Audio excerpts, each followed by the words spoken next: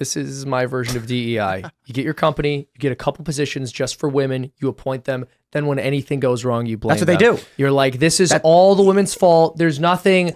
Look, it's girl power and all. With great girl power comes great girl responsibility. There was a black woman who posted on Instagram that she gets her face put on all the corporate brochures. She never gets brought into meetings. And she's like, this is how you know you're a diversity hire. Yeah, but I mean, guys, there are gender roles. Some women are not going to be plumbers. Like, you know what I mean? I don't know why we don't just... Yeah, because the patriarchy stops them. We should encourage this. As it should. I mean... no, they stop themselves like that. They should. That's what the crazy thing is. I wish. A country full of men who allow women to do gross jobs is a country that doesn't have enough of them. You'd have to doesn't have enough men. You'd have to conscript them. That's the reality. Yeah. Women are all good when they're like, but I deserve to be CEO of the company. But as soon as you're like, please go to the oil rig, they're like, I cannot. No, thank you. That would be mean to me. I'm not equipped for that. They don't want any of the responsibilities that men take on, because like any sort of negative or less glamorous position, women don't want that. They only want to have the heralds and acolytes that they perceive that men are getting, and they aren't willing to pay the consequences for that. Like, it's a completely ridiculous system that they have invented. And the end result is social collapse. Yeah, but what about the Disney director that said they want to make people uncomfortable, make men uncomfortable? Imagine if right now, so here's what we have. We have women who want equality in the work, equity in the workplace, they call it. They want 50-50, parity. Then you have men who keep saying, no, women shouldn't go work in the sewers and sludge around in human waste. We'll do that job. The system would collapse overnight if men actually just all at once completely agreed and said, you know what? Half the people on our team in the sewer, cleaning out all the sewage and the blockages should be female. Then they say, well, there aren't any. Then we won't work. I will not go down there until my team is half male, half female. You have to create like a weird Title IX, but it's to get women to do like gross jobs in society. Women will not do it. So if men one day decided I won't, then society collapses because women will not. There will never be a circumstance where you will mandate half the population of women to go work on oil rigs. It's just not going to happen. I mean, and this is true in domestic labor too, right? Like we know there's a ton of stuff that girls just don't want to do. They're happy to do other things. And I think that's what bothers me the most about, the feminist narrative, which is that it's essentially saying men are the enemy and they're keeping you from doing things that would make you happy. But also, we are not willing to compromise. We want all the benefits of being female. Also, we want all the benefits of being male. We want none of the responsibility of either sex. Yeah, well, that's right. And I mean, look, the reality is there are a lot of things that men aren't going to do either, right? There's a lot of domestic labor. There's a lot of stuff around the house. I mean, we're really not going to do that. But there's a lot of stuff around the house that, for the most part, men just aren't going to want to do. There's a lot of homemaker stuff. There's a lot of men aren't going to have stay-at-home dad. Well, when we start implanting those wombs, right? No. When we make artificial baby bags. What? Men are inventing a way to have babies without women. Oh my gosh! They have to make one of those that yells at you, and then that's a. And Francis is and I'm saying that's a joke. Women are wonderful, and I'm saying it's men doing it because the overwhelming majority of the people working in these fields and doing the development and the research are males. Men are going to create a way to have babies without women. Men are going to go their own way. Is that what you're saying? Wait, if that happened, do you think but do you think gay men or lesbian women would take over the world if they could just artificially who will win? Yeah, because that's what it's going to be. I'm just saying. This is my point. I'm saying if they artificially make a womb, then they basically want to get rid of heterosexual sex, or they want to, they want to make something totally different. If we create artificial wombs, women lose all political power. They will lose. I don't think so. Absolutely. See, I think the women could. Because I don't think people value women as mothers anymore anyway. Like, I think it's all about like sexual objectification and their sexual power. And so what's going to happen is with Neuralink and baby bags, women lose all political power.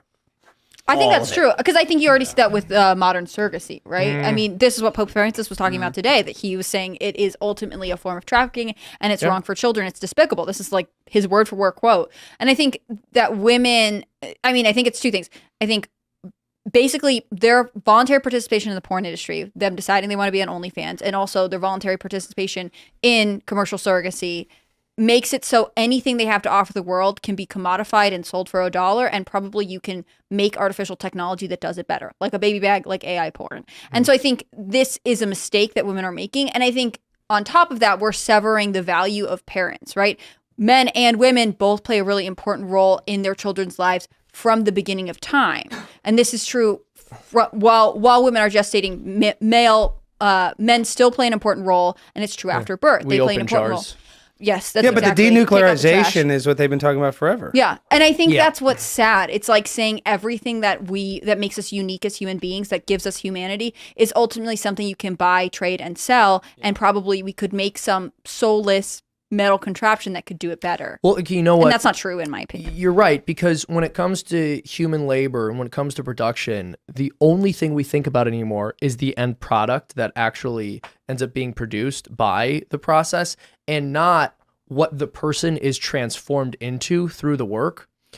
And so we see this with jobs being broken up into components so small that a person can't really find that much meaning in their work because they don't actually have any kind of vision of the larger picture in the way that they're contributing to it. And it's a very, very sad thing. I was having a conversation with someone a few months ago, and they said something very eye-opening to me.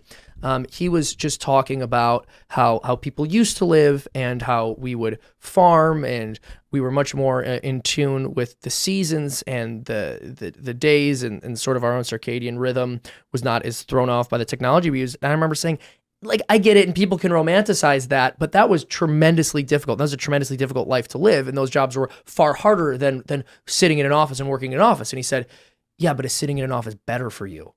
And it kind of clicked for me. I'm not saying that we go back to an agrarian society by any means, but my point is just that it's interesting food for thought. The jobs that we have, even though they're more productive, they're actually not good for us. And people might argue, oh, well, these new ways of having technology usurp roles that were traditionally meant for human beings, or things like artificial wombs literally taking that role, which was just uniquely for women, and turning it into a technological product. That's really bad for human beings. That's really bad for human beings. No, I think you're exactly right. I mean, I would say 95% of corporate jobs, you really get no stake in the game. So even though you can be motivated with bonuses, if you really don't care about what you're doing, and you don't have anybody that's up in that company, I guess, supporting you or gassing you up or encouraging you to do better, well, why would you thrive in a system like that if you don't really have any stake in the game? Exactly, because at some point money just isn't enough to get you to do a certain kind of job. It really is not enough. You have to actually believe in what you're making. Did you ever hear about that? I don't know if the story's true or not, but the professor who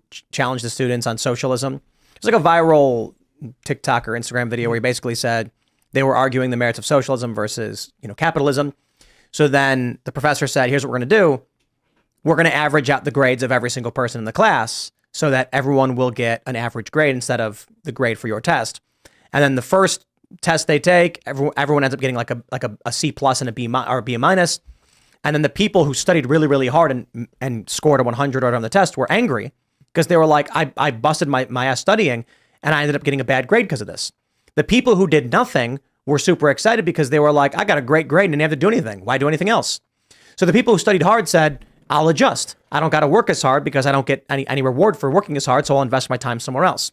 The next test they took, everyone got a C minus. Now people are starting to get angry, like, why is our score? Who's not holding their weight? Who's not doing the work? And then finally, in the third time, everybody failed. Because anybody worth doing work was like, what's the point when other people are celebrating not doing work? That's right. And by the way, that's the best case scenario for socialism or communism. What usually ends up happening with communist governments is after the first test, they round up all of the people who did score 100% and say, you got that by cheating, and then they execute them. Well, no, I'm anti-socialism 100%, but is capitalism the best system? I mean, I guess it is, but it needs modifications. That's what I'm saying. Sure. I mean, what do you well, I don't know. I mean, I guess some mix. I mean, I feel like I'm actually, I don't want the government involved at all, but I do feel like, I don't know what a system, I mean. Yeah, capitalist economy, in my view, a capitalist economy with some regulation. That's what I'm saying. Like, imagine. But that's not a mixed economy. A mixed economy like we have is half your money goes to taxes and half your money goes in your pocket. Right. Yeah, we need a flat tax. I mean, that's one thing. I mean, and I'm sure you're in a totally different tax bracket, Tim. You must be sick. I'm sick now because I'm in a higher bracket than I've been in the past few years. But it's not just bracket. I think something like 65 or 70% of all my income is taxes or some ridiculous. I mean, I pay over 40%. I paid over 40%. I think it was like 40. So here's the trick they don't tell you about. Higher taxes means spending more money. Yeah, I know. If you're somebody, let's say you make $1 million a year, and you look at your taxes and like Joe Biden's raising your taxes. Let's say I have $100,000 in profit and I don't spend it. Yep. I write a check to the government for $40,000. How about I just spend the $100,000 and retain the asset value? That's right. But it's got to be specific things. Like I'll just say, screw it. Instead of having the money sitting around, I'll just hire a guy at $100,000 to paint.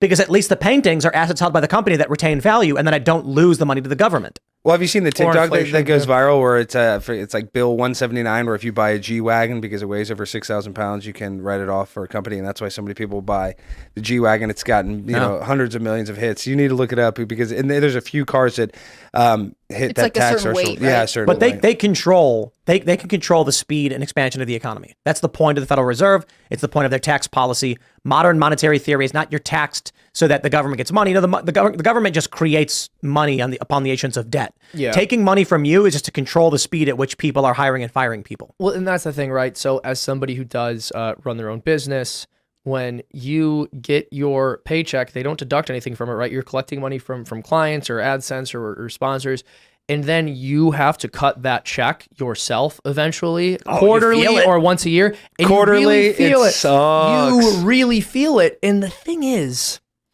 you feel it and you go, if I really believed in what the government was doing, this wouldn't hurt so bad. Like if I really, even though this is way too much money, and I don't think anyone should be taxed at this level, and I really think there's something wrong with the amount the government takes in general. But if I believed what they were doing, and I thought they were doing good things with it, it wouldn't hurt nearly as bad. It really I got to be honest, based on how much money I've already been taxed, I, as a single individual, am probably responsible for at least one wedding that's been blown up.